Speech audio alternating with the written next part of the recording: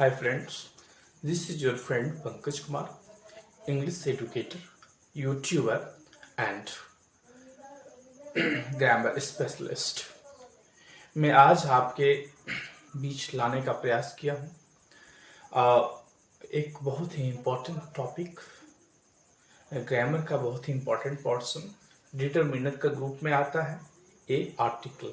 Okay, तो आज हमारा प्रयास होगा आपको मैं रूल और नियम के माध्यम से नहीं, बिल्कुल पूरी तरह कंसेप्ट के माध्यम से मैं इस टॉपिक को कवर करूंगा यहाँ पर। और आप अगर जूनियर लेवल के हैं, इंटरमीडिएट लेवल के हैं या फिर एडवांस लेवल के हैं, आप कोई भी ऑडियंस में अगर आप आते हैं, कोई भी रीडर में अगर आप आते हैं, तो आपके लिए यह टॉपिक बहुत ही आसान तरीके से समझ विकसित करेगा, आपका कंसेप्ट क्लियर करेगा। और मैं जब मैंने इस बात स्टार्ट किया कि कंसेप्ट की तरफ मैं कंसेप्ट के माध्यम से मैं बताऊंगा, तो आप समझ जाइए मेरे पास ना तो रूल्स होंगे ना ही स्ट्रक्चर होंगे, बिल्कुल सिर्फ और सिर्फ कंसेप्ट होंगे। बिल्कुल ध्यान देंगे आप। चलिए हम लोग बात करते हैं ऐसे टॉपिक आर्टिकल। हमारा आज का टॉपिक है आर्टिकल, जो हमारे प्लेलिस्ट में कहीं भी प्लेलिस्ट में इस प्रकार से मिल जाएंगे और वीडियोस मिलेंगे। चलिए मैं इसे बेसिक, इंटरमीडिएट और एडवांस लेवल तक की बात करता हूँ। आपको कंसेप्ट के माध्यम ही हर स्टेप में मिलेगा, कभी भी हम रूल नियम के माध्यम से नहीं सिखाने का प्रयास करते हैं। और ये हमारा प्रयास सराहनीय है, लोगों ने सराहा है। बहुत से लेक्चरर, प्रोफेसर और इंग्लिश एजुकेशनिस्ट ने इस हमारे कंसेप्ट को रिकमेंड किया है, अप्रिशिएट किया है। मुझे उम्मीद है आपको यह वीडियो अच्छा लगे, तो आप भी इसे शेयर, लाइक और सब्सक्राइब जरूर करेंगे। आज का हमारा टॉपिक है आर्टिकल। तो मैं बात कर रहा हूँ आर्टिकल इंग्लिश ग्रामर में, राइट। मैं संविधान का, कॉन्स्टिट्यूशन का आर्टिकल की बात नहीं कर रहा हूँ। जो आर्टिकल 340, आर्टिकल 320, इस तरह की आर्टिकल की यहाँ बात नहीं हो रही है। और ना ही राइटिंग स्किल में जो पैराग्राफ, एसेज और राइटिंग स्किल में आपका आर्टिकल आता है, उस आर्टिकल की बात यहाँ नहीं किया जा रहा है। आर्टिकल इन ग्रामर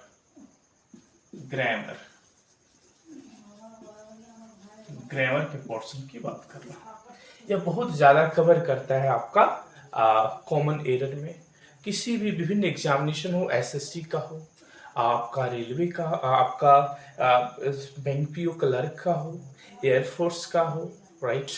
और किसी भी एग्जामिनेशन जहाँ से आपका क्वेश्चंस ये इंग्लिश का पोर्शन कवर करता है, वहाँ पे आर्टिकल का आना बहुत ही जरूरी होता है। अच्छा कवरेज देखने को मिलता है। चलिए हम समझते हैं ग्रामर की पोर्शन को, आर्टिकल, राइट। जब मैं आर्टिकल की बात करूं तो आपको समझ जाना है, ये आया हुआ है, इसे ओल्ड इंग्लिश में एडजेक्टिव के पार्ट्स को माना जाता था। ये एडजेक्टिव के पार्ट को, ये एडजेक्टिव्स का ही पार्ट कहलाता था आर्टिकल, ठीक है। लेकिन मॉडर्न इंग्लिश में ये ग्रुप बन गया है डिटरमिनर का। डिटरमिनर, तो हम कह सकते हैं article belongs to group of determiner, ठीक है। इससे हम मॉडर्न इंग्लिश की को ध्यान रखते हुए डिटरमिनर का ही एक ग्रुप में आता है, इसी के फैमिली मेंबर में आता है। ओके, अब हम बात करते हैं आर्टिकल का। जब भी ना, सबसे पहले मैं बताता हूं, आर्टिकल में ए, आर्टिकल में एन और आर्टिकल में टीएच का यूज होता है। आर्टिकल यही है, ए, एन और द, राइट। आर्टिकल्स ये कहलाते हैं। ये बहुत ही छोटे छोटे टर्म हैं, बहुत ही छोटे छोटे वर्ड है, कह सकते हैं small words. Articles are small words, ठीक है। उसके बाद ए एन और टी एच ई जब भी लिखेंगे, इसके साथ साथ में, इसके प्लस में नाउन का होना अत्यंत आवश्यक है। जैसे कि पानी के बिना, पानी और हवा के बिना जीवन की संभावना है ही नहीं। उसी प्रकार से नाउन के बिना ये ए एन और टी एच की संभावना है ही नहीं। कहीं पे आप ऐसे सेंटेंस नहीं पाएंगे जिसमें ए ओ ए एन और द का यूज किया गया हो और उसके बाद आने वाले वर्ड्स में नाउन नहीं हो। ठीक है, अब और बात करते हैं जरा। ये ए एन नाउन रहना चाहिए। दूसरी बात आपको ऐसे देखने को भी मिलता है, ये A N T H E plus adjective noun दिया भी रहेगा, एडजेक्टिव प्लस नाउन, लेकिन नाउन होगा ही। एडजेक्टिव नाउन मीन्स क्या हो गया यहाँ पर, ये नाउन को क्वालिफाई करने वाले वर्ड आ गए एडजेक्टिव के तौर पर। जैसे अ गुड बॉय, जिससे मैं लिखता हूं अ गुड बॉय। ठीक है, तो मेरा मतलब है नाउन से। और अ का यूज, एन का यूज, द का यूज तभी किया जा सकता है जब इसमें इसके बाद आने वाले वर्ड नाउन होना चाहिए। जब एडजेक्टिव क्वालिफाई करने के लिए अगर एडजेक्टिव का प्रयोग किया जा रहा है सेंटेंस में, तो उस वर्ड के पहले एडजेक्टिव हो सकता है या एक सेट बन जाएगा, लेकिन ये और ये एन इसके पहले यूज होगा। ये और ये एन का यूज जो होगा, ये चॉइस होगा। यहाँ पे जो लेटर है कंसोनेंट है या फिर vowel, sorry consonant sound start हो रहा है या फिर वॉवल साउंड हो रहा है। अगर यहाँ पर जी से स्टार्ट हुआ है, इसका मतलब ये कंसोनेंट साउंड हो गया, और कंसोनेंट साउंड के पहले ए का यूज करते हैं। लेकिन अगर इसी सेंटेंस में हम एन इंटेलिजेंट बॉय लीजिए, वही सेंटेंस है, क्या है वर्ड, एन इंटेलिजेंट बॉय, तो यहां पर मेरा एडजेक्टिव जो है ना, जो उसके जस्ट पहले क्लोज में आ जाए, ब्लैंक्स जो भी दिया जाएगा यहाँ पर, इसके जस्ट बाद जो वर्ड आ रहे हैं, जो एडजेक्टिव आ रहे हैं, जो एडवर्ब आ रहे हैं, उसका साउंड निर्भर करता है इस चॉइस पर कि ए लगेगा कि एन लगेगा। ये क्लियर करता है ये आने वाले वर्ड। तो यहाँ पर ना इंटेलिजेंट आई से, ई से स्टार्ट हो रहा है, साउंड ई से हो रहा है, ये वावल साउंड है, तो एन का यूज हुआ है यहाँ पर आई के अनुसार, ई के अनुसार, इंटेलिजेंट ई के अनुसार, ई साउंड के अनुसार हुआ है। तो ये और ये एन का काम है इसके बाद आने वाले वर्ड के साउंड के अनुसार लगना। इट मीन्स जो इसके बाद ब्लैंक्स जो भी दिया जाएगा, इसके बाद वाले जो जस्ट होंगे, इसके जस्ट बाद वाले जो वर्ड होंगे, वो चॉइस बतलाएगा इन दोनों में से क्या चीज को लेना है, ए की और ए एन को। हम इसको भी डिटेल में बात करेंगे कि ए और ए एन का यूज कहाँ करते हैं। तो मैं चलिए कुछ बात कर ही लेता हूं। ए एन का जो यूज होगा वावल साउंड के पहले, वावल साउंड, ध्यान रहेगा वावल लेटर मैंने नहीं लिखा, वावल साउंड लिखा। वावल साउंड जब भी आ जाएगा, हिंदी में वावल साउंड में आपका आ जाएगा जैसे अ, आ, ई, उ, ए, ओ, राइट।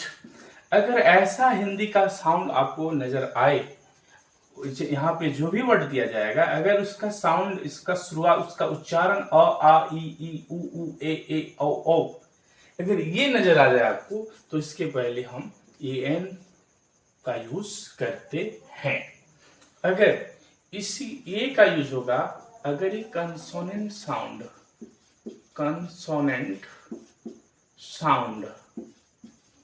अगर सेंटेंस में अगर वर्ड का शुरुआत कंसोनेंट साउंड से हो, जैसे व, जैसे कि क से हो, ख, ग, प, य, व, मीन्स जो भी कंसोनेंट्स हिंदी में व्यंजन वर्ण क ख ग घ घ च छ ज झ ट ट प फ, ओके, य र ल व, जो भी कंसोनेंट साउंड व्यंजन वर्ण का अक्षर जो भी शुरुआत में अगर दिख जाए तो उसके पहले हम ए का यूज करते हैं। वावल साउंड्स के पहले एन का यूज करते हैं। मैं बात कर रहा हूं एग्जाम्पल के तौर पर, जैसे मैं लिखूं APPLE एप्पल, चलिए इसके पहले ब्लैंक दिया है, चॉइस क्या होगा, क्या प्रेफर करेगा, ए की एन। तो यहाँ पे हमें ध्यान देना होगा ये जो फर्स्ट लेटर का जो साउंड आ रहा है, ये वर्ड क्या है, पहले इसको हम पढ़ते हैं एप्पल, तो इसको लिख दीजिए एप्पल। ये पहला जो अक्षर आ रहा है ये वावल साउंड से मेल करता है, ए से आ रहा है, इसका मतलब ये वावल साउंड है। वावल साउंड के पहले हमेशा एन का यूज करते हैं। अगर दूसरी ओर बात करें में, जैसे बुक, आप ध्यान दीजिएगा ब्लैंक है यहाँ पर, तो बुक ए स्टाइल लिख लीजिए, बुक बुक, ये ब से आया, ब का साउंड कंसोनेंट साउंड में आता है, इसके पहले ए का यूज होगा।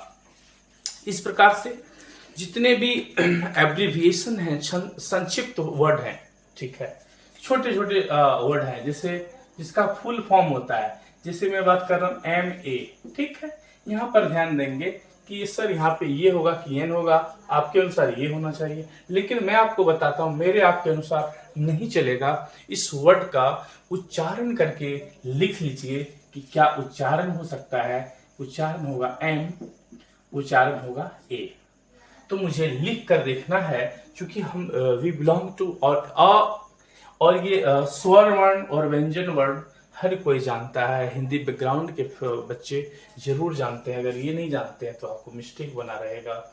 इसीलिए MA, तो शुरुआत का अक्षर देखिए ए है, ये means vowel sound. Vowel sound से पहले क्या लगता है, एन का यूज होता है, आप यहाँ NMA रखेंगे, ठीक है। अगर आपको मिल जाए कहीं पर SDO, चलिए इसको देखिए मत कि शुरू में एस वर्ड है, नहीं, शुरू में लिखिए SDO, तो पहला अक्षर देखिए वावल साउंड से टेली करता है, वावल साउंड ए, इसलिए ए के पहले NSTO। समझ में आ गया होगा, मुझे उम्मीद है यहां तक में आपको कोई भी प्रॉब्लम नहीं हुआ होगा। अब हम बात करते हैं आर्टिकल के बहुत ही इजी कंसेप्ट को। इसके इजी क्या कंसेप्ट हो सकते हैं आप समझिएगा। यहाँ पर इसके इजी कंसेप्ट को मैं बता रहा हूँ। आर्टिकल ना ध्यान दीजिएगा, आर्टिकल सभी लैंग्वेज में प्रयोग नहीं किया जा सकता है। अगर आप रशियन स्टूडेंट हैं, डेनिश के स्टूडेंट हैं, राइट, स्पेनिश के स्टूडेंट्स हैं, तो आपको ये आर्टिकल पढ़ने की जरूरत नहीं है।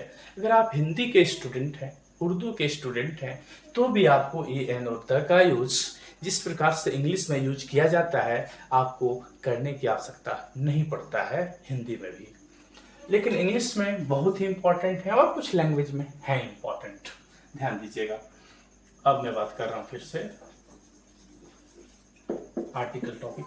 तो आर्टिकल को जब भी मैं लिखूं इसके बाद एन मुझे करना होगा, क्योंकि आर्टिकल कभी अकेले नहीं रह सकता है।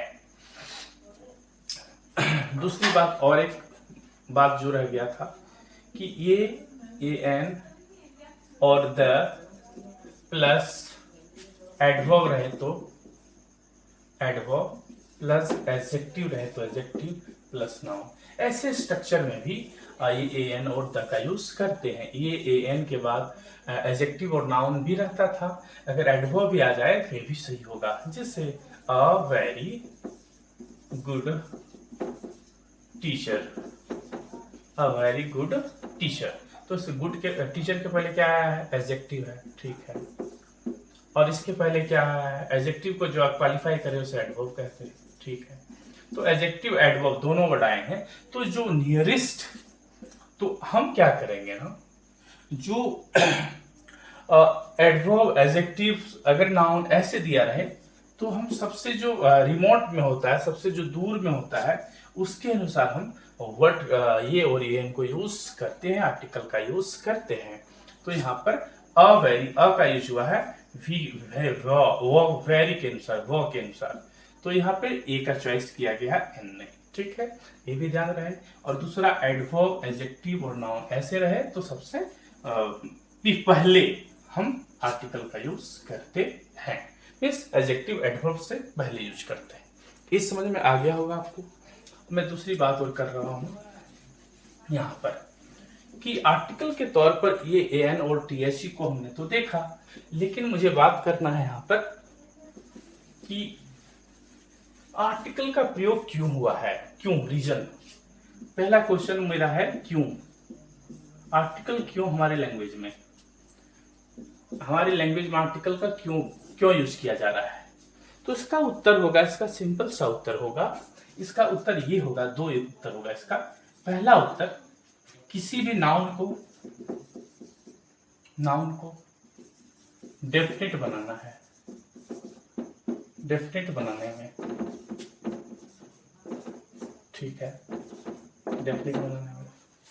दूसरा उत्तर होगा नाउन को डेफिनेट नहीं बनाने में, इसका मतलब है इनडेफिनेट बनाने में, नाउन को इनडेफिनेट बनाने में। ठीक है, किसी भी नाउन आर्टिकल का यूज इंग्लिश लैंग्वेज में क्यों किया जाएगा, इसलिए किया जाएगा किसी भी नाउन को आप डिफिनिट बनाने के तौर पर ध्यान दे रहे हैं, या फिर किसी भी नाउन को आप डिफिनिट नहीं बना रहे हैं, इनडिफिनिट ही छोड़ रहे हैं। ठीक है, इस कंसेप्ट के लिए, इस बात को बताने के लिए हम आर्टिकल का यूज करते हैं। तो उम्मीद है समझ में आ गया होगा।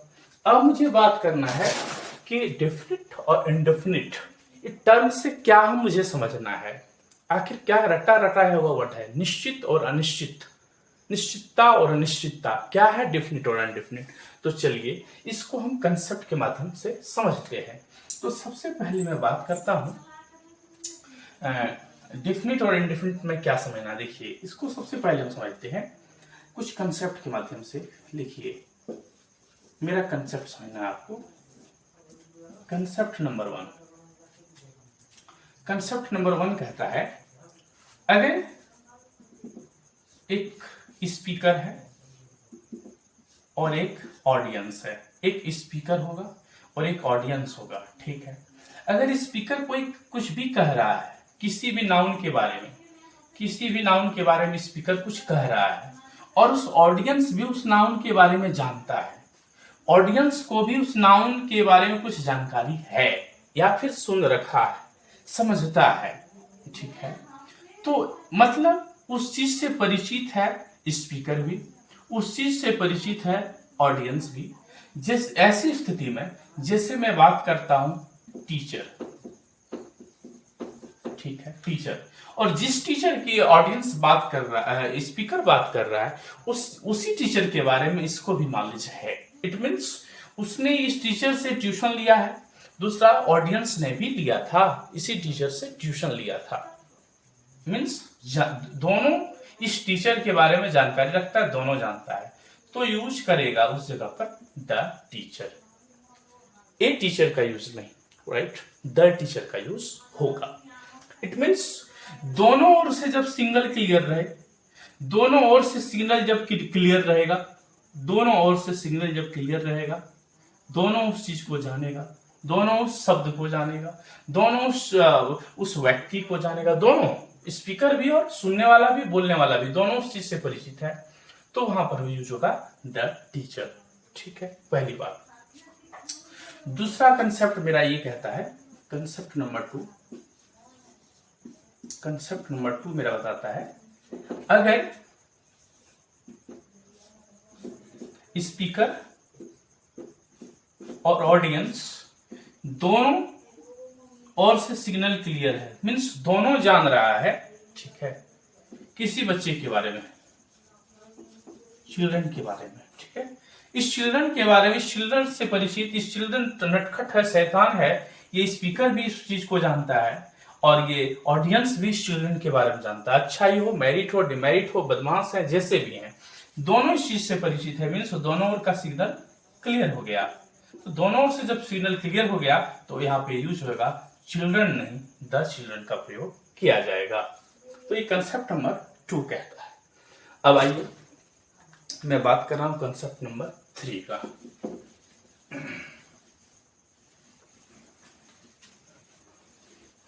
कंसेप्ट नंबर 3 क्या कहता है, आप ध्यान रखेंगे।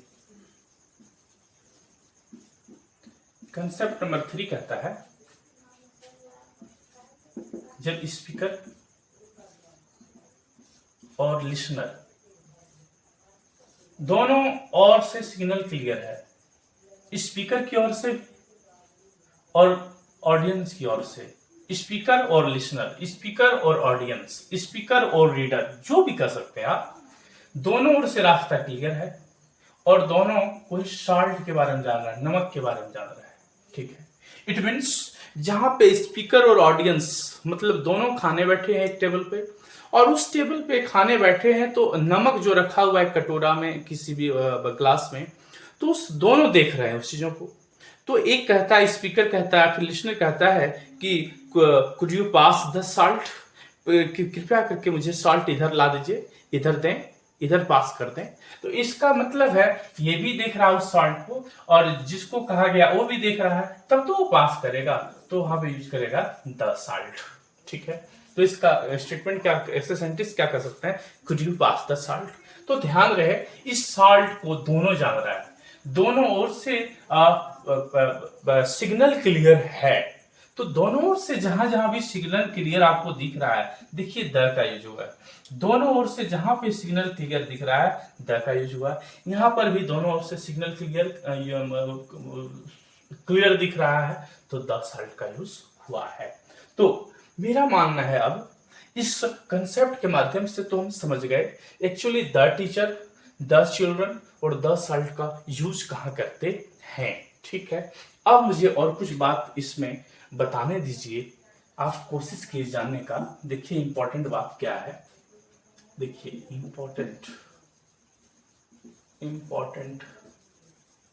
इंपॉर्टेंट बात यह है क्या कि कंसेप्ट नंबर 1 का कहना है कि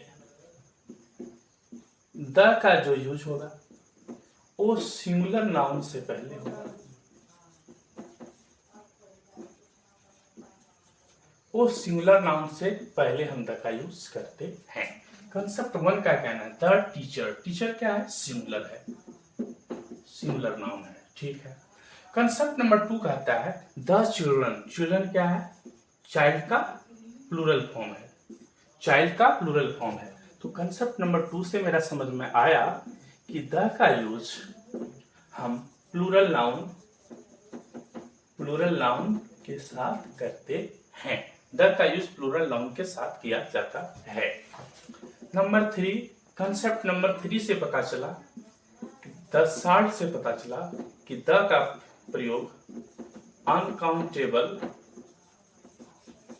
नाउन के पहले किया जाता है। तो हमने समझा दो बातें हम। कंसेप्ट नंबर 1 का कहना है जब रास्ता दोनों ओर से क्लियर है तो द का यूज करते हैं, चाहे वो सिंगुलर नाउन हो, ठीक है। कंसेप्ट नंबर 2 कहता है जब रास्ता ऑडियंस और स्पीकर दोनों ओर से क्लियर हो और यहाँ पे प्लूरल नाउन क्यों ना यूज किया गया हो, फिर भी हम यूज करते हैं द चिल्ड्रन।